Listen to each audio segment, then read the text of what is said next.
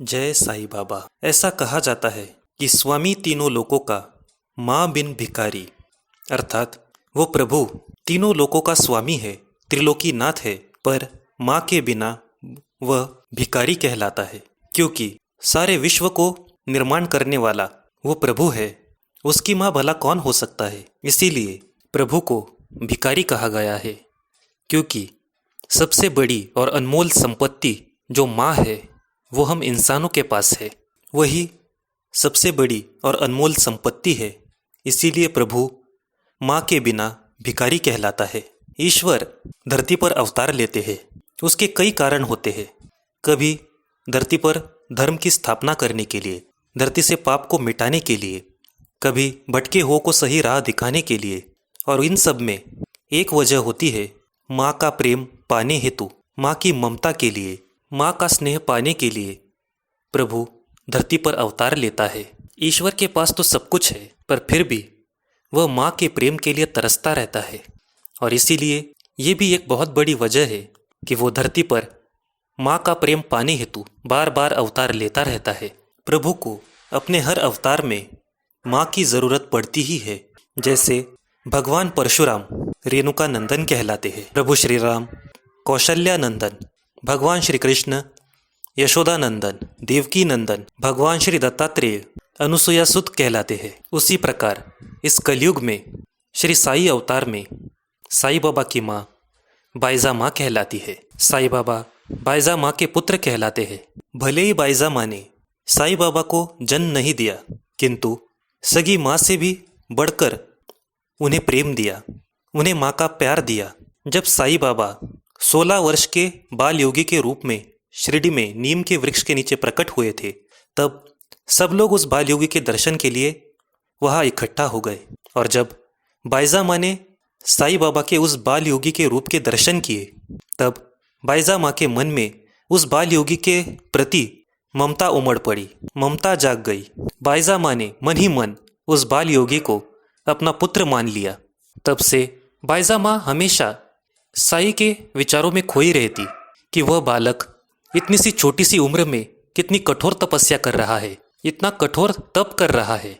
वह जंगल में अकेला कैसे रहता होगा, क्या खाता होगा, उसे ठंड का एहसास होता होगा, गर्मी लगती होगी।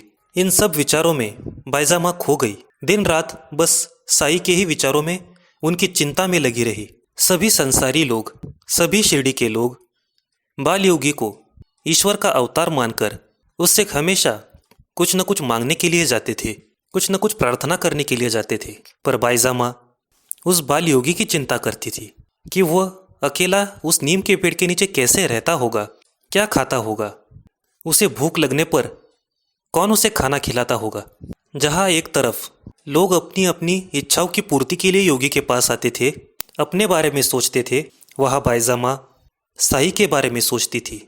जहाँ लोग अपने अपने दुख, अपनी चिंताओं के निवारण के लिए साईं के पास आते थे, वहाँ बाइजा माँ साईं की चिंता करती थी।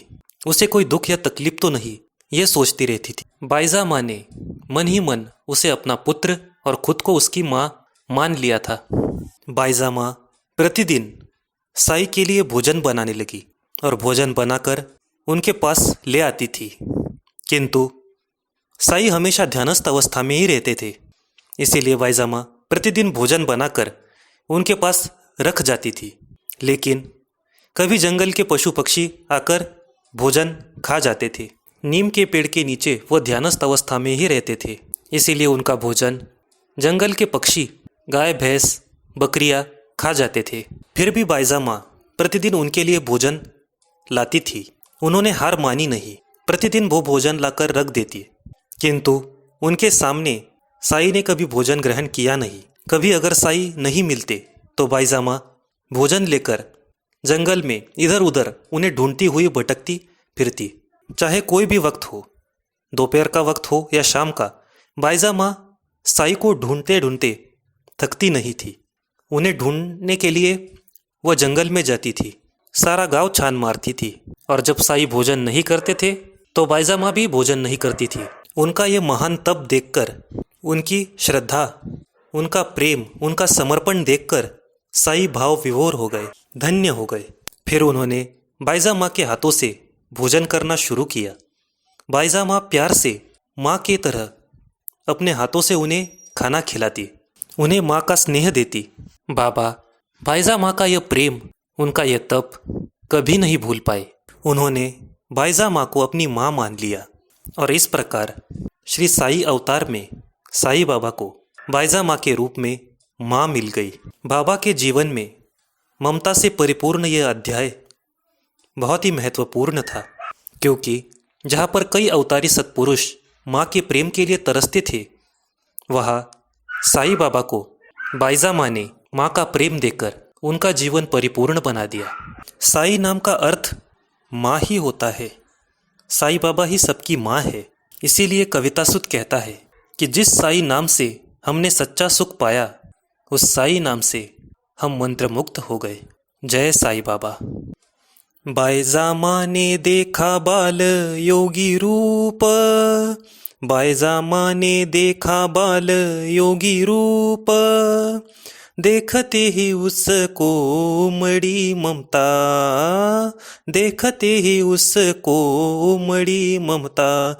माँ का प्रेम उसने दिया साई को, माँ का प्रेम उसने दिया साई को, प्रेम से भोजन खिलाया उसे, ऐसा स्नेह किया बाइजा माई ने, ऐसा स्नेह किया बाइजा माई ने, कहलाई वो माता साई बाबा की, अनिकेत मंत्र मुग्ध साई नाम से, अनिकेत मंत्र मुग्ध साई नाम से, नाम से ही पाया सच्चा सुख। साई राम बोलो साई श्याम बोलो, साई राम बोलो साई श्याम बोलो, नित्य दिन जपो साई नाम, नित्य दिन जपो साई नाम। जय साई बाबा।